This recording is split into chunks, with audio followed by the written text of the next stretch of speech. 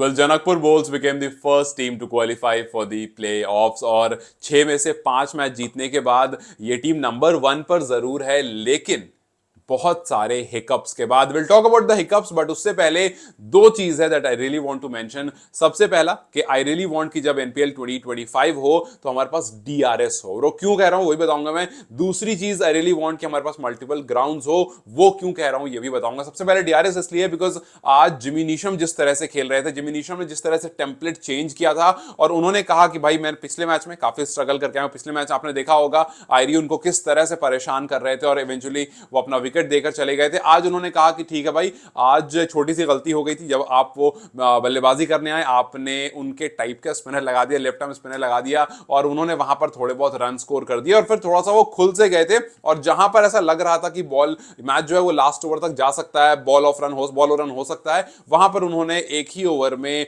2 6 और 1 4 लगा करके मैच का मोमेंटम जो है वो थोड़ा सा पुशअप जरूर कर दिया। लेकिन उस टाइम पर जब वो आउट हुए वहां पर उनको ऐसा लग रहा था कि वो आउट नहीं है। अगर आप मुझसे पूछोगे, मुझे भी लग रहा था कि वो आउट नहीं है, कहीं ना कहीं उनका पैर जो है बाहर की तरफ जा रहा था, बट क्योंकि क्लोज कॉल था and for these reasons we need DRS. और इस तरह का हमने बहुत सारा डिसमिसल इस पर्टिकुलर टूर्नामेंट में देखा है जो कि 50-50 रहा हो और जहां पर बैटर्स को ये लगा हो कि वो आउट नहीं है। जैसे आज जेरार्ड एरस्मस ने बोला भी अंपायर को कि दीज बिग प्लेयर्स ना they always be like as if they haven't been dismissed, और ऐसे ऐसे करके जाते रहते हैं और इस तरह की मतलब वो बात कर रहे थे और स्टंप माइक में काफी क्लियर आवाज आ रही थी। सो यस, इस तरह की सिचुएशन अगर नहीं होगी तो टूर्नामेंट और ज्यादा एनलाइटेंड रहेगा और वो देव कनल वाला गुस्सा जो था वो उस तरह की सिचुएशन सामने नहीं आएगी। दूसरी चीज मैं ग्राउंड इसलिए कह रहा हूं बिकॉज यार we watch league so that हम उससे एंटरटेन हो सके और वो हम जो और ट्रेडिशनल मैचेस यूजुअली देखते हैं उससे कुछ अलग देख सके। And we don't really want कि बहुत स्लो पिचेस हो, वी डोंट रियली वांट कि हम हर मैच 100 105 108, मतलब आप मानो या ना मानो, मैं ये नहीं कह रहा हूं कि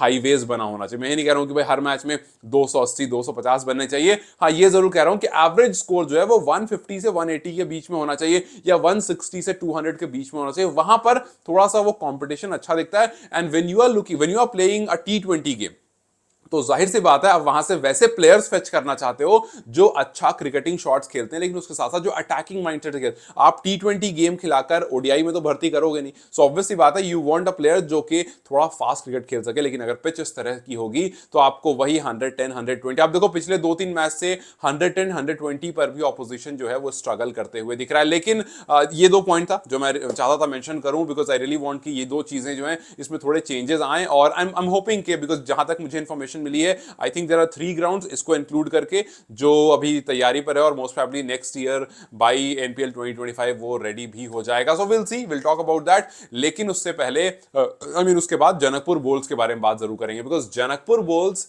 6 में से 5 मैच जीत जरूर गए लेकिन उनके जो कुछ हिकअप्स हैं वो हमारे सामने आ गए। मतलब शुरू के 4 मैचेस अगर आप जनकपुर के देखोगे तो आपको लगेगा भाई ये टीम एकदम बेहतरीन जा रही है, लेकिन थोड़ा सा उनका मिडिल ऑर्डर कहीं ना कहीं हल्का बहुत एक्सपोज हुआ और पिछले मैच में वो पूरी तरह से एक्सपोज हो गया कि भैया इनका जो मिडिल ऑर्डर है या लोअर मिडिल जो है वो कहीं ना कहीं काफी ज्यादा कमजोर है। आज जिमी नीशम के आउट होने के बाद रन्स इसलिए बन गए बिकॉज वहां पर उन्होंने एक अच्छी स्ट्रैटेजी लगाई कि भाई हम ज्यादा अटैकिंग पर नहीं जाएंगे बिकॉज हमें जो रिक्वायर्ड है वो 6 से बहुत कम है, तो हम धीरे धीरे खेलेंगे। मोहसिन ने अच्छा किया, ठाकर ने अच्छा किया, हर्ष शकेर ने कि भैया इत्मीनान से खेलते हैं। एक आध बॉल आई, उन्होंने भी लंबी हिट लगाई, लेकिन ही मेड श्योर कि हम अननेसेसरी हिट नहीं लगाएंगे। यही सोचो कि अगर 8-9 का चाहिए होता तो नहीं जीत पाता Janakpur. So yes, Janakpur Bolts को ये देखना पड़ेगा कि भाई आपका जो टॉप ऑर्डर है जिसमें आसिफ जो है वो नहीं चल रहे, अनिल जो है वो चलते भी हैं नहीं भी चलते हैं। सो यस, कहीं ना कहीं लहिरू मिलांता को ज्यादा रिस्पॉन्सिबिलिटी लेनी पड़ेगी। आज आपने उनको ऊपर भेजा, निक हुआ, आउट हो गए। सो ये चीजें इनका कैलकुलेशन करना पड़ेगा बिकॉज अगर आप टॉप 2 में रहे फिर तो ठीक है, आपको एक एक्स्ट्रा चांस मिलेगा। लेकिन अगर आप टॉप 2 में नहीं रहे बाय सम रीजन जिसके चांसेस बहुत कम है तो फिर आपको एक ही मौका मिलेगा और वहां पर अगर आपने कहीं गलती कर दी तो मुश्किल हो जाएगी। लेकिन आपको टॉप 2 में होने के लिए कल चितवन से मैच है, आई मीन नेक्स्ट मैच जो आपका है वो चितवन से है और वहां पर आपको थोड़ा सा बोल्ड दिखना पड़ेगा बिकॉज चितवन की बॉलिंग लाइनअप बहुत अच्छी है। अगर चितवन के सामने आप, चितवन भी चाह रहा होगा भाई कि वो जीत कर ऊपर चढ़े, उनको भी चाहिए कि भाई वो ऊपर चढ़े, लेकिन अगर यहां पर आपसे मिस्टेक हो गई, अगर आपने कुछ वैसी ही गलती या कुछ वैसा ही हमें कोलैप्स दिखा दिया तो आप नीचे आ जाओगे टेबल में और अगर दूसरी टीम ऊपर चढ़ जाती है तो आपको सिर्फ एक मौका मिलेगा।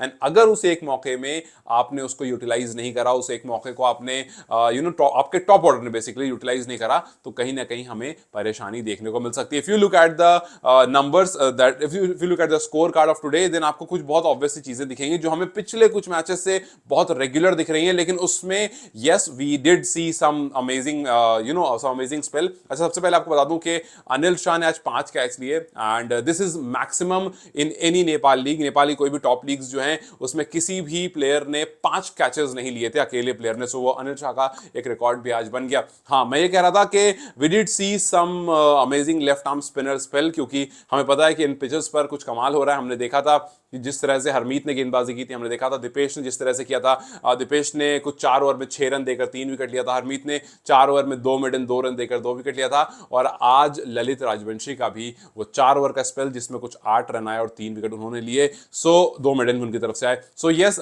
ये वो कुछ चीजें थी जो हमें लेफ्ट आर्म स्पिनर्स की तरफ से लगातार दिख रही हैं, और ऐसा लग रहा है कि एनपीएल में जो एल है ना वो लेफ्ट आर्म स्पिनर के लिए बन गया है, बिकॉज बहुत सारे लेफ्ट आर्म स्पिनर्स हैं और वो लगातार कमाल कर रहे हैं। So yes, I was talking about the score card, जिसमें आप मोर और लेस द सेम चीज देखोगे कि भाई काठमांडू गोरखास की तरफ से 2 बैट्समैन थे जिन्होंने 17 और 20 लगाए टॉप ऑर्डर में, बाकी 8, 4, 0, 7 वही स्कोर था। करण केसी ने आके थोड़े रन जरूर एड ऑन किए जिस वजह से 100 से ऊपर टारगेट गया, बट उसके बाद when you look at Janakpur bolts तो आसिफ एक बार फिर फेल हुए। कुछ प्लेयर्स ऐसे हैं जिनके लिए परेशानी हो सकती है एनपीएल, जैसे आरिफ हो गए, आसिफ हो गए, कुशल बुडेल हो गए। इन्हों के आज रन जरूर आए, लेकिन कहीं ना कहीं वो एक छोटा सा अभी भी कुशल बुडेल पर सवाल है कि भैया अगर आप नहीं तो बहुत सारे प्लेयर्स हैं जो अच्छे निक में दिख रहे हैं और टीम उनको जगह दे सकती है। So you have to be extra cautious. जो मैचेस हैं थोड़े बहुत रन कर दो जाते जाते भी तो आपकी टीम में जगह बनी रहेगी। और उसके साथ साथ संदीप लामेशाने, संदीप मानो पूरा साल उनका खराब गया है,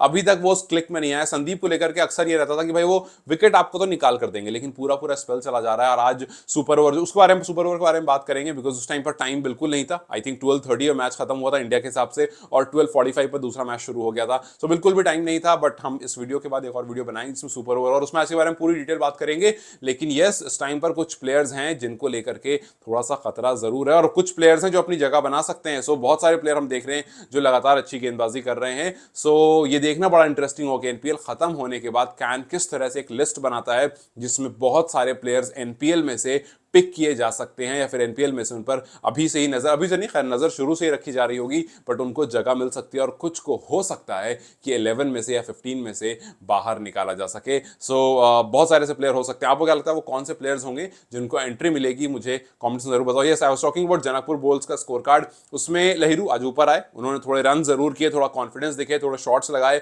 बट फिर करण केसी बॉल पर निक होकर चले गए। उसके बाद आसिफ कुछ खास नहीं कर पाए, अनिल अगेन कुछ नहीं कर पाए, हर्ष ठाकेर डिड वेल, जैसा मैंने कहा कि जिस तरह से जिमी नीशम आउट हुए उसके बाद उन्होंने थोड़ा सांस लिया, थोड़ा इत्मीनान से खेला और उसकी वजह से इजी चेज हो गया। बट उसके बाद आप देखो शुभ कंसेकर कुछ खास नहीं कर पा रहे हैं, लगातार उनके ऊपर ये भी एक भाई मिडिल ऑर्डर का जो भार है वो ले नहीं पा रहे हैं उसको। फिर जेम्स नीशम हो गए और फिर उसके बाद मोहसिन थोड़ा सा दिमाग जरूर लगाया और इत्मीनान से रुक कर खेला। फिर उसके बाद खैर ज्यादा बॉल्स खेली नहीं, 7 बॉल खेली, बट उसमें थोड़ा सा उन्होंने वो करा कि शुरुआत में आकर के सिंगल्स देते गए कि हर्ष ठाकुर आपने ज्यादा बॉल खेली, आप खेलो, और उस वजह से उस कोऑर्डिनेशन की वजह से इस मैच को जनकपुर जीत गया। बट उसके बावजूद जनकपुर इस बात से जरूर घबरा रहा होगा कि भैया हमें ऊपर वालों को काम करना पड़ेगा क्योंकि नीचे वाले जो है वो नहीं चल रहे हैं। आसिफ को थोड़ी सी जिम्मेदारी लेनी पड़ेगी आने वाले मैचेस में, वरना प्रॉब्लम हो सकती है। बिकॉज अगर आसिफ या अनिल दोनों में से कोई एक चल गए लहिरू के साथ तो फिर टेंशन नहीं है, बिकॉज लास्ट में नीशम आकर थोड़े बहुत रन्स कर देते हैं, बीच में ठाकुर थोड़े बहुत रन्स कर देंगे, बट उसके अलावा और रन्स नहीं आएंगे। तो आप और किसी पर डिपेंडेंट नहीं हो सकते, आप मोहसिन पर डिपेंडेंट नहीं हो सकते हो। He can take good catches, जो कि आज बहुत सारे कैचेस लिए गए, काफी अच्छे कैचेस लिए गए। He can produce good spell, लेकिन आप बैटिंग से बहुत ज्यादा उन पर डिपेंडेंट नहीं हो सकते हो। अच्छी बात है रन्स करते तो, लेकिन नहीं करेंगे तो आप उनसे सवाल नहीं करोगे। बट स्टिल जनकपुर के जो fans, congratulations, you became the first team to qualify for the playoff of the first ever NPL and let's see कि क्या ये जो कमी है इस पर कुछ काम किया जाता है या फिर जनकपुर इसी कमी की वजह से इस टूर्नामेंट से बाहर निकल जाएगी। What do you think? Do let me know comment section and do let me know कि वो कौन कौन से प्लेयर हैं जो आपको लगता है जिनको मौका मिलेगा। Till then I will see you very very soon, bye bye.